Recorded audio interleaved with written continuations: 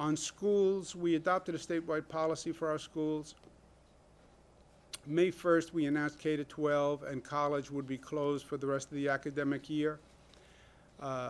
Schools obviously pose risks. They're places of gathering. They're on buses. They're in classrooms. How do you reduce density in a classroom? How do you reduce density in a cafeteria, on a school bus, etc.? How do you get children to wear masks?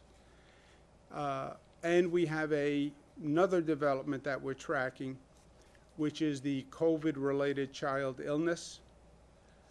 Ms. Russo's done great work on this.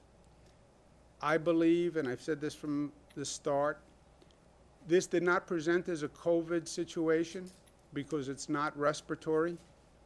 And we were told early on that children are not affected by COVID. And that was one of the pieces of news that actually reduced anxiety early on.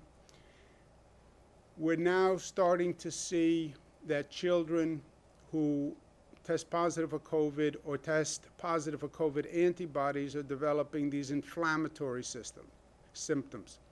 Inflammation of the blood vessel, inflammation of the heart, but it's quite serious, and we've lost a number of children. New York State Department of Health was the first to really investigate this.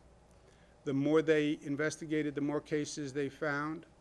Last Thursday, there were 7 countries that also investigated and found cases.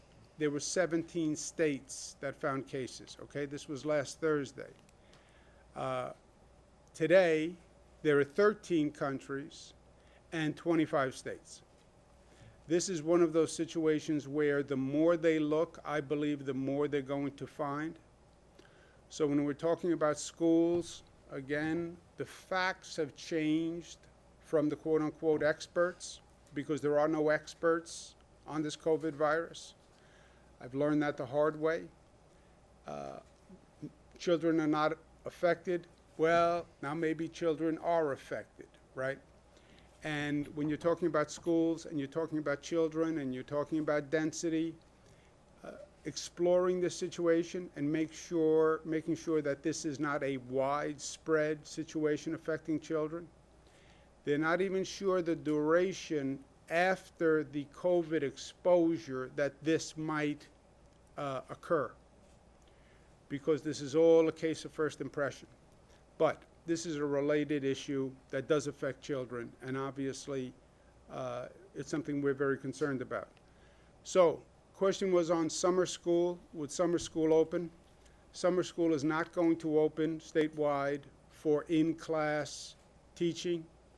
It will be through distance learning, and meal programs and child care services for essential employees will continue.